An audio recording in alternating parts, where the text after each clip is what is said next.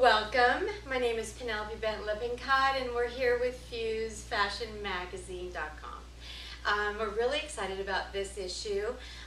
This issue for the 15th of May is called All About Me.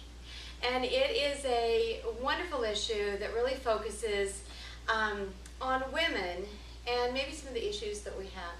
So with that, I've invited some terrific professional model actors into the Fuse magazine offices here in Walnut Creek. And I've asked them to come in and please talk to us a little bit about some of the issues that women have, especially with the issue of self-doubt. So to my left is Betsy Fisher, professional model actor. To my right, Pam Baker. And this is Christy, also to my right, a new member of our team. And we're here celebrating womanhood and enjoying some beverage and having a conversation. So, okay, we've got a lot of self-doubt, don't we? I think the thing that I'm the most interested in is kind of talking about the responsibility of that, because I know as we move through life and we reach a particular age as adult women, we find that we have less focus on necessarily blaming others for the state of our affairs. I think that as mature women or responsible women, I hope, if nothing else, we encourage women to assume the responsibility of their lives and to be a participant rather than a victim, or, you know, my dad did it, or it's because my parents, and so on and so forth. Pam, what's been your experience with any issues with self-doubt, or what's your key to success? I think, like you said, the older you get, the more that you're not so much focused on what everybody else thinks of you. Okay. You are comfortable with yourself, you know you're okay, and you have stopped trying to please. And I think that's where the self-doubt comes in, especially for women, because I think what we do is we're always trying to please mommy, always trying to please daddy. So we go to school trying to please the teacher, trying to please your boyfriend and everything. And the older you get, if they don't like you this way, oh wow, this is it. Well, and I think that it takes so much energy to try to fill the need of another rather than fulfilling the need of ourselves. As women, I think if we can stay in our own power, we actually can be so much more of a benefit to others than, when we're trying to give. What about you, Christy? How's that been? I grew up really feeling like I had to please and kind of, get that approval from my parents. I think everybody here can relate to that on a certain level. But as I got older, more in my late 30s and then 40s, and then more so in my early 50s, that now, like what you were saying, it just doesn't matter anymore. I'm kind of like comfortable with who I am. There was a long time where I was trying to get my father's approval. I don't know. Oh, I've been doing that my whole life. If I told you how long I stayed at home for, you wouldn't believe it, and so I won't tell you. But it was like, not that long ago. It was like less than 20 years ago that I finally was like, okay, I need to leave because this isn't going to happen.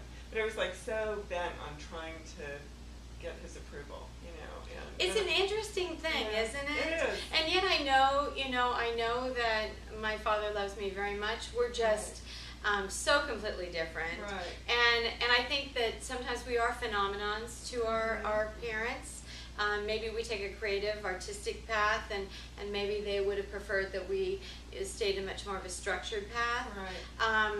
And so there is, even at this point, at 63, you're waiting to slightly hear that tone on the phone going, wow, good job, girl. And instead you're listening to, oh, you've been successful in spite of yourself. Yeah, it's like, exactly. Was that a positive or was that a negative? Right. What about you, Bets? Well, I was going to add that a huge challenge for me right now is that my daughter is 19, and all that stuff is, totally on her plate right now, and being able to look back now and realizing that, it's going to get better and you don't have to always worry about all this stuff, trying to convey that in a way that doesn't seem, like naggy or, Right. because so often, especially with, you know, she's, like I said, she's 19. I sound like Charlie Brown's teacher to her. Wah, wah, wah. You know, like she doesn't, you know, I don't know if she listens very much, but she'd be surprised. I might have a few interesting things to say. When she turns 40, she'll love you. Right, exactly. She'll think I'm great by then. But, so that's my challenge now, is to try and sort of, I mean, you know, as much as I can, just steer her in the direction, but she already is so much more, I just think today's kids have so much more, especially women, just More sense of self-esteem. self. Yeah, I mean, like, she is already way surpassed the way that I was when I was her age, which I love. I mean, I'm all for it. So, so I'm thinking that times are changing a little bit too, but we should also step up and change with times. How do you think, you know, how do you think fashion has fashion played a role? I know with Fuse Fashion Magazine, you know, obviously our focus is about mature women. We're the first ones to really say, okay, we're done with looking at kids and in fashions that we want to purchase.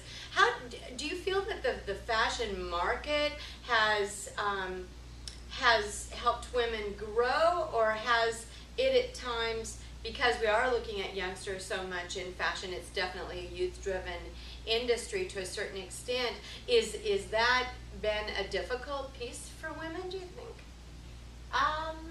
Well, one thing I will say is that it's very difficult to fit into the mold that, you know, I mean, fashion itself kind of comes in one, you know, size. One box, right. Mm-hmm. And what I would love is to like have like a basic idea and then be able to span it through like different body types, different ages, but that same, you know, whatever it is, if it's shoulder pads or translation. You know, yeah, just like you know, translation taking a trend and right. having the translation so that everyone can be fashion forward, Mm-hmm. everyone can enjoy the trend, and yet at the same time, it's not based on certain body structures. Right.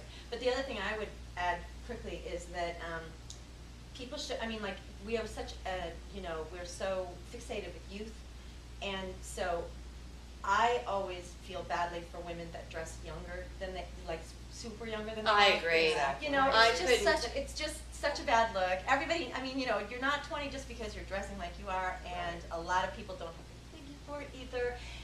And it really is, that's, I mean, if anything, the reason that I would like the trends to span is because, you know, then different body, you know, we can still have our chance with the new stuff, but it doesn't have to be skin tight or whatever. Well, you know, what is that phenomenon? Because I think it's really fascinating, you know, when we're constantly casting for job assignments that we're working on through the studios, and you'll see a beautiful woman walk in, you know, maybe she's 40, 50, 60, she's feeling great about herself regardless of her size, she's, you know, just well groomed and so on and so forth, and then in walks someone 45 and the look is of a 35-year-old, the dress itself, you know, the image is of a 35-year-old, and yet it only takes you 2 seconds of conversation and close up that this is an older woman dressed in a very, very young trend.